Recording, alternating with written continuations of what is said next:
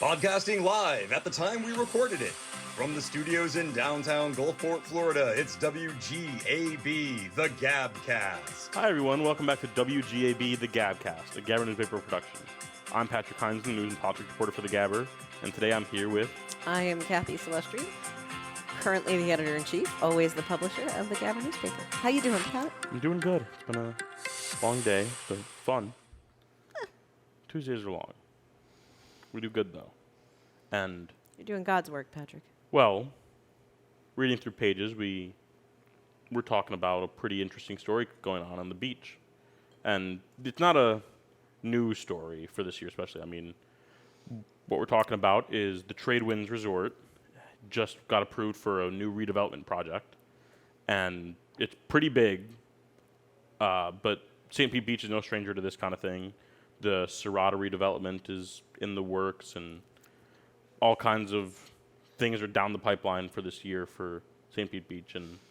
But this is a big one. I mean, they're talking about almost 70,000 square feet of new space. 600 hotel rooms, 3 new 12-story towers. It's a big deal. And it's a sandbar. I Yes. can't imagine that, even though the commission approved it, I can't imagine that everybody on St. Pete Beach is behind it. I mean, the commission was split. It was a 3-2 decision, and both Mayor Petrilla and Commissioner Betty Riznicki. I'm sorry. I hope Riznicki, yes. Riznicki. I hope I'm pronouncing that right. They both disagreed with it, or at least voted against approving the permit, but... Pretty good indication they disagree. Yes. Why did they vote against it? For various reasons. I know that kind of the vibe I got from watching it was they both kind of feel like the city's rushing into this kind of thing. In the way of like they feel that Commissioner Riznicki brought up how normally with this kind of thing they do a lighting survey for sea turtles to see if it's compliant to codes, and normally this is done on before the plan is put in place, and there had been no survey done for this. And the mayor was like, well, this needs to be put in code, and what do we do with the old buildings on there? Are we going to bring those up to code as well? What's going to happen? All these kinds of things where it's like, it definitely seemed like they were disagreeing because when you look at the plan, it's, yeah, we're going to build these new towers and we're going to redevelop this and add all this. What about all the stuff surrounding that? How are you going to make sure that it's up to code, hurricane compliant? The rest of the property is hurricane compliant. But all Betty was asking about, Betty Riznicki, I don't know her, I just can't pronounce her name. She was just asking about lighting for sea turtles. Yes. So, but that, if I may, that's not a horribly complex change. It's not like saying you have to change out all your windows, and that can cost $50,000 in a private home. Yeah. It's not like saying you have to change all your windows out for hurricane compliance. It's literally putting a different color bulb. So I go down. What they're planning on is putting film on the windows, so it doesn't. That's the plan for right now. But I do as I mean, I'm the editor. I should be impartial, and I am impartial about some things, but I'm not impartial about the environment. I mean, I do feel like there's some very easy fixes there, and that's it's a big one. Absolutely. I mean, it was the meeting started at 6 on Tuesday and ended on Wednesday. It was a very long meeting. This reminds me of my days reporting on St. Pete Beach Commission. But you weren't there, were you? I was there for a little bit. And then you go home and watch it? Yeah, I went home and watched it because I wasn't going to stay till midnight. Talk to me when you stay till 2 a.m. Yeah, but I'd stay till 3 a.m. in Gulfport because that's like. I mean, that's reality TV in Gulfport anymore. But that kind of thing about just the sea turtle lighting, over the 6 hours, there were a bunch of little things like that was just reasons to think twice. And I think that what Petrilla and Betty were saying was, we need to think twice about this before we approve it. It's not like the rates, it's not like cost of goods, it's not like the cost of borrowing money are so low right now that it has to happen right now. Yeah. I mean, if the commission were to say we need to think twice, it's going to take a few months, I don't see the interest rates going too much higher. I mean, everybody's hoping that everything starts to normalize. It's not, I don't understand the rush. What is the rush? Did you get a sense of that? Not really. I think something that was brought up by earlier in the meeting prior to this discussion by a member of the public who was there just for an audience comment. He brought up how there's multiple pending lawsuits against the city and possibly more to come. And he feels like the reason he feels like the reason there's so many lawsuits is because they're almost inviting lawsuits so that records can be stalled and we can say, okay, we have all these things going, let's just get things done quickly. You know, it is this weird thing. So going back to my time as a reporter at the paper, there have been lawsuits. Wow. I mean, it's not like... Back on a typewriter, yeah? Yeah, back on the days of the typewriter and the smoke signals and the abacus. It was amazing. We had to chisel the pictures. Yeah. But they had lawsuits against St. Pete Beach then. Like, I know their tagline on their logo is the Sunset Capital of Florida. I really feel like it's the lawsuit capital of Florida. It's exhausting, and it's a lot to report on. I commend you. I think right now they have 18 lawsuits, and that's... I don't even want one. I think that there's more on the way. But I think that one of the things is the commissioners that are voting for these things are, I mean, the whole commission is new, other than the mayor, because of what happened last year. Because everybody resigned when the government said you had to declare all your assets, yes. But I know that the mayor, at the time of appointment, wasn't happy about Commissioner in District 2, Nick Filtz. Not up to the mayor. Yes, I agree. Up to the voters. But there seems to be some sort of animosity between some of the commission, not totally dissimilar to... Well, that is unheard not of. totally dissimilar to Gulfport. What? Sacre bleu. But I know that it's been a very difficult time for Mayor Petrilla to be the only surviving member of the commission on a very short turnaround with pending lawsuits and massive redevelopment projects and all of this. And he's the one who's experienced and has been here through this when... Experienced? He's been here a year. Okay, the other ones have been here for okay, but you know what? I would not want to be the new city manager up on that dais every week. There's a new city manager. There's a new city manager every other month, it feels like. According to the same public comment resident, there's a very corrupt city attorney. I mean, he, to his face, called him corrupt, and that was a whole thing at the meeting. But well, you're going to have to read the Gabber yes, for that. Definitely You go to read the Gabber. thegabber.com, pick up an issue.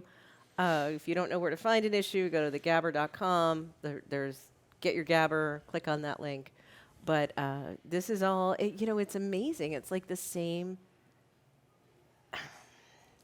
song, different day. Mm-hmm. Like this is like trauma triggering me. So anyway, thank you for being there because, and I'll end this with saying this. There's been a situation in Grove Island in Miami. Yeah. And somebody online today on Twitter said, well, how did this happen?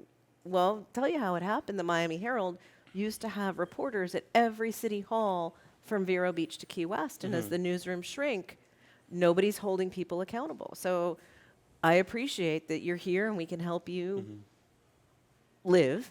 And in exchange for that, you go to these meetings that nobody else seems to care about. And we do it without agenda. We don't know. None of us live on St. Pete Beach. None of us really care if it's the Tradewinds or a holiday. I live in St. Pete, and I don't go to St. Pete commission meetings, so they're a council. Don't wish for it. Council. But no, I mean, so at least we're one corner of the United States where we're still doing this on a very small scale. So it's important, and thank you.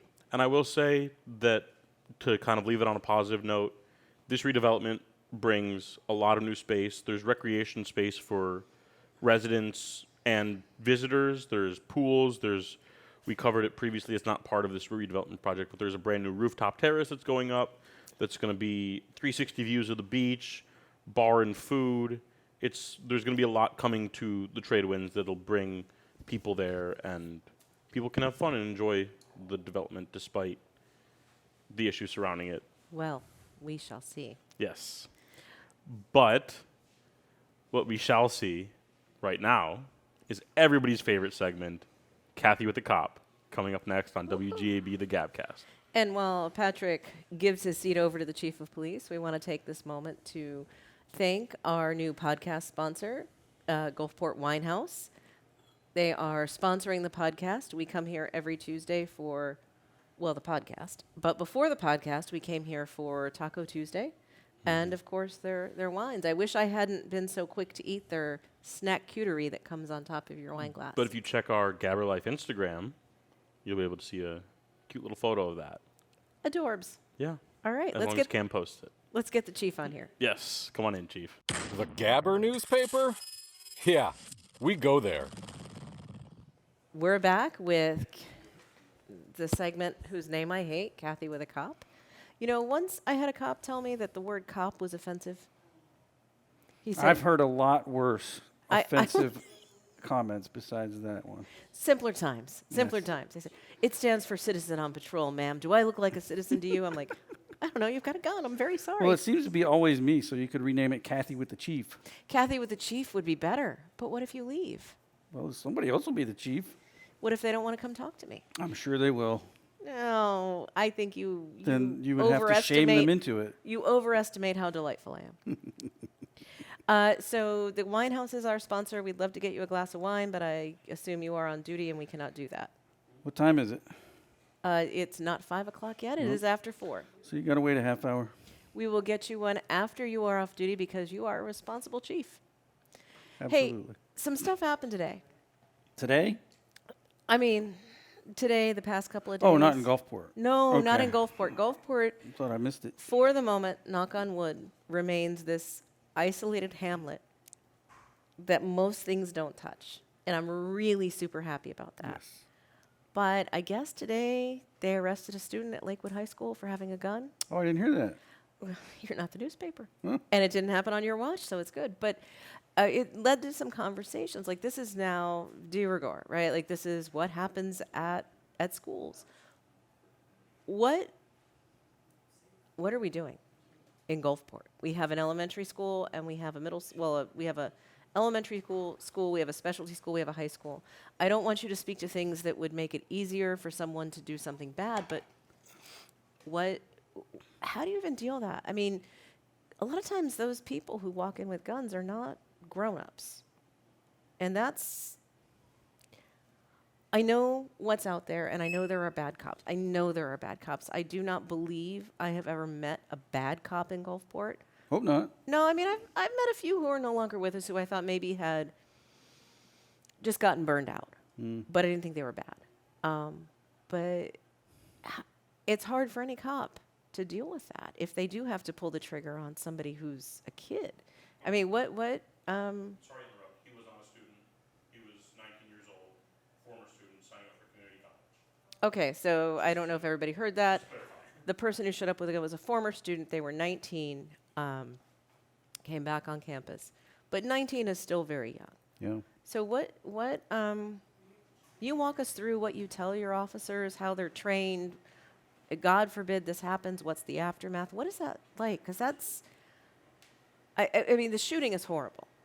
But the officers, it's suicide by cop. So, yeah, you're talking about the unfortunate possibility that every officer has to imagine might come up, and that is, am I ever going to have to use deadly force? And I say have to because nobody gets into this job wanting to do that. God, I hope not. And, we prepare as best we can physically to make sure we're in shape to do our job every day, but you also have to be prepared mentally.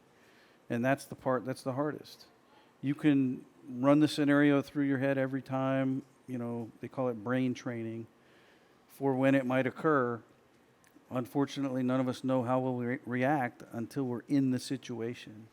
So we put a lot of effort into making sure they're prepared for that eventuality in case it has to come up. What does that And look we like? have, well, I'm not sure if you've ever heard of Colonel Dave Grossman.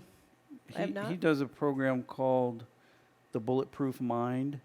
And that training is specifically oriented towards soldiers and law enforcement who may, at some point, have to do that unfortunate responsibility. They may have to use deadly force. So he prepares them for how you get your mindset so that you can do it if you have to do it. You're still going to have to deal with the guilt, but you don't want to delay. A delay could cost somebody their life, an innocent person. We saw that at the school in Texas. Uvalde. Yeah, Uvalde. We don't want anyone who is put in that position of responsibility to protect people to have that mental breakdown between, what they need to do and what they do. So it's an 8-hour training block that they go through, and they go over the differences between physiological response to dealing with something like that versus the physical response. Like how is your brain going to respond when that actually comes up, and what you can do to get yourself physically prepared to make sure you're ready to do it. So it's, in Gulfport, all of the schools have sworn law enforcement. There are places, in fact, in Gulfport, that's the only city in the county where all of the schools have them. And that was a commitment that I made and our city council made to make sure that that was the case. So I don't want to invite bad luck, and I am a little superstitious, but say the worst happens. Say somebody walks onto a school campus with a gun and is intent on killing children and teachers, and one of your officers who is there and any backups who respond have to fire their weapons, and they kill the gunman. What does the next day look like? Well, that's a very tough question because we work not just on an island here in Gulfport. Pinellas County is very well prepared for such a thing. Our sheriff led the Marjorie Stoneman Douglas Commission. That group, what their work did translated into the law, which now requires every school in the entire state to have a response plan, an active assailant response plan. And so we're the model here in Pinellas County. And we've had a few drills, we've had a few fake calls where we've put that plan to the test, and it's worked. If in Gulfport, we're small, we maybe have 4 or 5 people on duty, and it's going to take more than 4 or 5 people to deal with a situation like that. But if we have 4 or 5 St. Pete officers show up, 4 or 5 deputy sheriffs show up, guess what? We're all going to work together because we all know how and we've all practiced it and we all have the same policy and procedures. But it doesn't end that day or even that minute. The moment you take the threat down, there's still so much left to do, not only for reuniting victims with their family, for making sure there's no secondary devices anywhere or an additional shooter. All of that has to be done.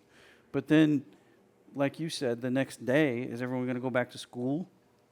What about, is everyone going to go back to school at all the other schools around in the region?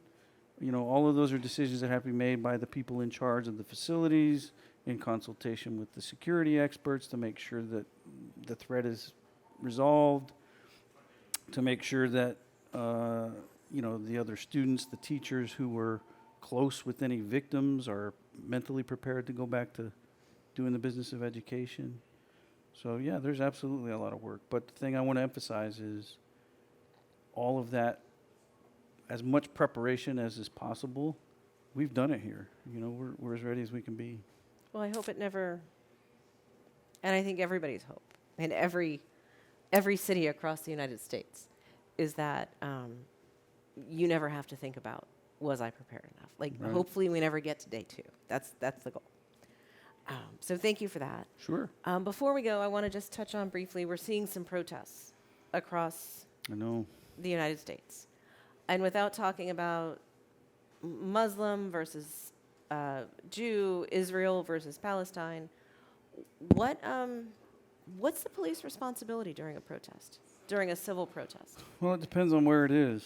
If it's on private property, like most of these seem to be on university property, it's mostly up Wait. to... Are those private property? They're state schools. Yeah, but they're still considered private. I mean, the authority of the university president dictates what the surrounding jurisdiction law enforcement can do. In other words, take USF, for example.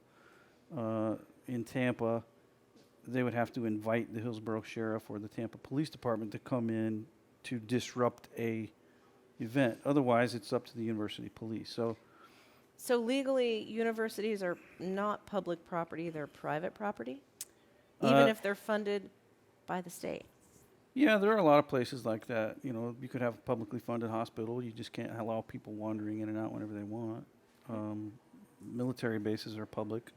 People can't come Fair. on anytime they want. Prisons, etc. I mean, not to compare a university to a prison, although sometimes it might have It felt can like feel that. that way. I remember my first year. But yeah, they have authority to decide who can come and go and what kind of rules apply on the campus that may not necessarily apply on public property. So, you know, if it's on public property, you know, like take a city park, for example, then it becomes our responsibility to enforce the existing rules. And if Right. they can- So we don't, to be clear, in Gulfport, we don't have a university. So we're talking about city parks, the library, city hall, the beach.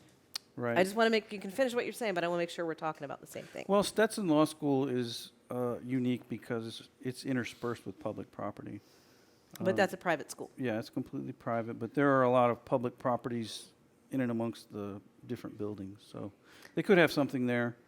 But anyway, in Gulfport, say for example, if somebody wanted to protest in a park, as long as they're not breaking any of the existing rules, you know, you're not setting up temporary structures, you're not violating the noise ordinance, you're not obstructing other people from using facilities, things like that. More power to you. All right. Well, Chief, thanks for Sure. coming on the podcast again. Of course. I'm going to be gone most of May, so you get a reprieve. Maybe I'll host it, and Do I'll you want find to come somebody host to it? bring. You should do that. People would love that. I'll bring the fire chief and explain why everyone wants to be a firefighter, including the cops. They have better calendars. All right. We'll be back in just a few minutes. Have a great day. Thanks, Chief. Of course, thank you. Did you know, in 1968, our founder, George Brand, started the Gabber newspaper, then called the Gulfport Gabber, to hold Gulfport City Council accountable. Read more of our City Council coverage and learn about our policies on reporting, fact-checking, and funding. Visit thegabber.com. Welcome back, guys. It's me, Kathy. Just kidding. It's obviously your favorite person, Cameron. I am back and better than ever. And I am here to talk about our lovely segment on skateboarding. Hell yeah. Hell yeah, brother. So, yesterday, for me it was yesterday. I don't know when you guys are going to see this, but April 29th, Tampa Bay Rays unveiled their City Connects Grit and Glow uniforms for the season. Mm-hmm. So, basically, this City Connect thing is about connecting the city with the sport. So what they went for, instead of what you think of Florida as, is this tropical oasis that you can go to from your cold, snowy, Miserable lives. yeah, like you're coming to Florida. No, they did this whole thing where Not the it's snowbirds are gone.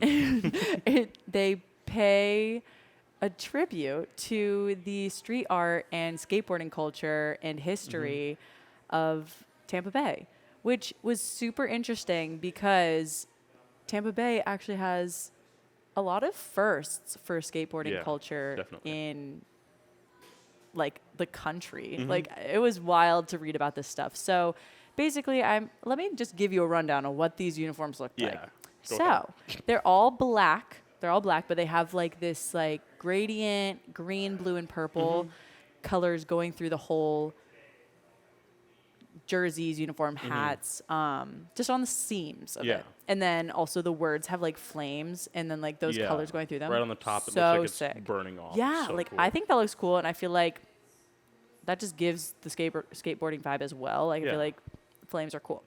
But it's not just black. No, Like, it's like patterned. it's like this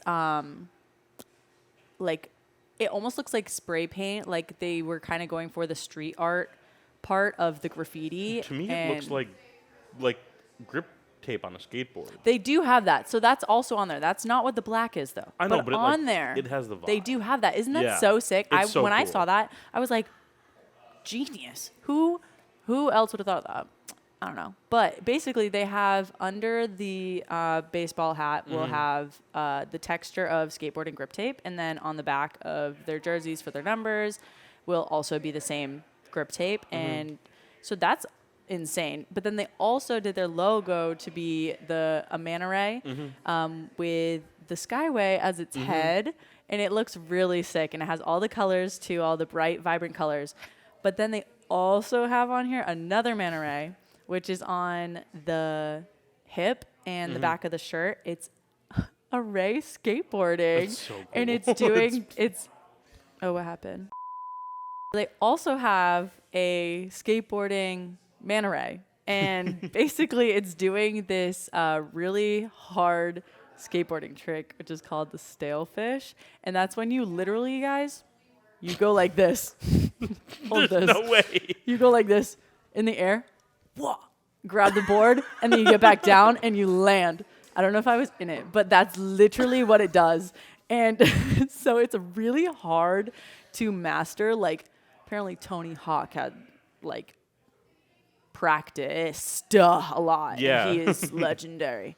So that's the cutest. I think it's cute because it's like a manta ray doing skateboarding, but it's also so clever to like Yeah, definitely. put those two together, because like you would never like think baseball and skateboarding go together. I personally wouldn't. Well, I think it's really interesting because, like you were talking about with the Skyway, with the manta ray, it kind of brings attention to like the Tampa Bay Rays are in St. Pete, not Tampa. Like, I know that it's a regional thing, but like with the Skyway, that's a St. Pete thing. Yeah. The stadiums, I remember my friends were here and they were like, "Oh, that's the Rays stadium. Why isn't it in Tampa? Aren't they the Tampa team?" I'm like, "Tampa Bay." Yeah. But I also think it's really cool bringing the skate culture in, because you went to a skate park yesterday. Yeah, that's dude. in the shadow of the stadium. You took a Yeah. really beautiful photo of it as the sun was going down.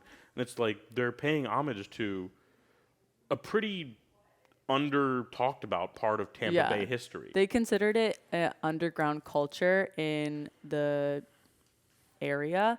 So if you guys also didn't know, there is this skate park. It's called the St. Pete Regional Skate Park across the interstate from Tropicana, and it's huge. It actually has a 12-foot deep skate bowl, which is supposedly one of the deepest skate bowls in shut up, in the like southeast, I think. That's something that the skate park is super proud of, and it's insane. I honestly couldn't imagine doing that, but that's just me. Imagine like a normal like public pool, like the deep end is like 12 Oh feet. yeah. Imagine going down And you're just going down a ramp in right? a normal public pool. That's No. crazy. So it's actually a really sick skate park, and what they also they made a promotional video for this, and they Yeah. took a bunch of the footage at that skate park, but they also went to this like Tampa skate park, which is called the Bro Bowl. It's at Perry Harvey Senior Park in Tampa, and it's one of the most historic skate parks in Florida. It was actually the first public skate park in the state, and Bro Bowl opened in 1978, and it covers about 17,000 square feet of this park, insane. which is huge. Like Yeah. most skate parks you will find like just at a regular park next to like the basketball court or something. It will be something smaller, like 2 ramps, maybe a rail.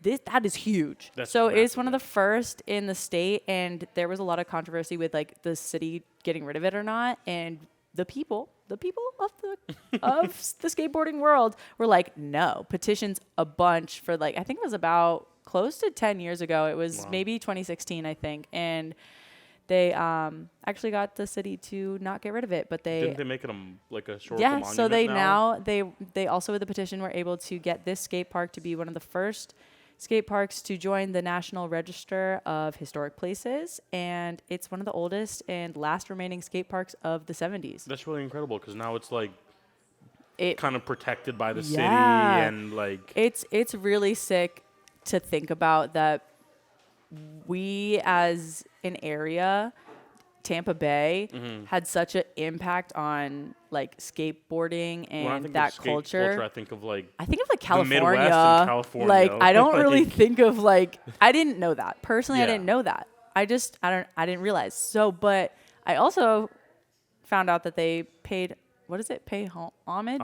Homage, However, they also did that to the skate park of Tampa, which is also called the Spot, and that is actually one of the most recognized globally skate parks. It's an indoor skate park that used to be a warehouse, and it was. I'm just hearing it. I feel like I've seen it on TikTok. Oh yeah, no, it's Like- it's incredibly Yeah. known and it's super famous. And it was I think opened in the 90s, so it's still like 30 years so about. But When you think about how old skate culture is, that's absolutely. that's as old as like the peak of skate culture. Yeah, so it's like very well known and attributed definitely throughout the uniforms. They said that too. They said there's a pelican design next to 3 palm trees that attribute the history marker of Perry Harvey Senior Park, which is where Bro Bowl is.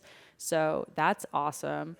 But yeah, they just talked about how those two link together and how there's been five decades of skate park and skateboarding culture in Tampa Bay, and that it's not as recognized. It's underground. Yeah. And it's like undermined, honestly. Well, I think a lot of people, when they think about skate culture, they associate it with counterculture or like, and it is to an extent, but when you think about it, it's a sport, it's an art, it's Yeah. a community. Oh, it's- absolutely.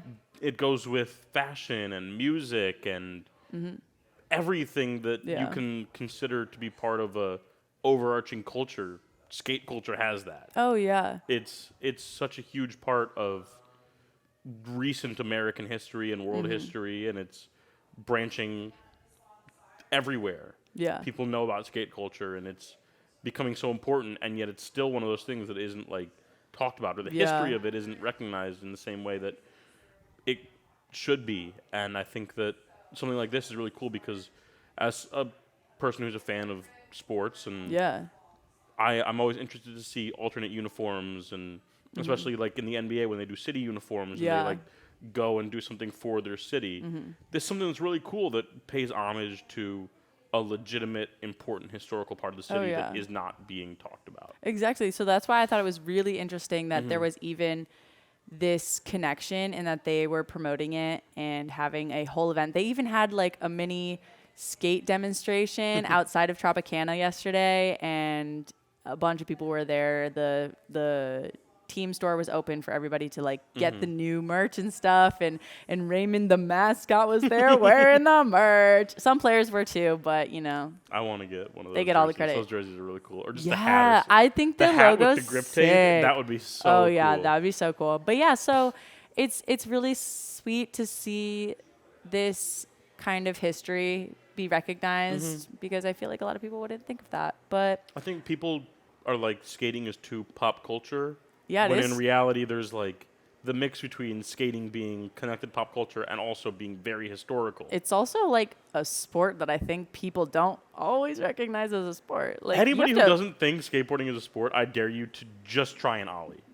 just try a single ollie. try a Good kickflip luck. real quick. Good luck. Tell me if you can do it. Go down a 2-foot ramp and see and how then you do. tell me that it's not a sport.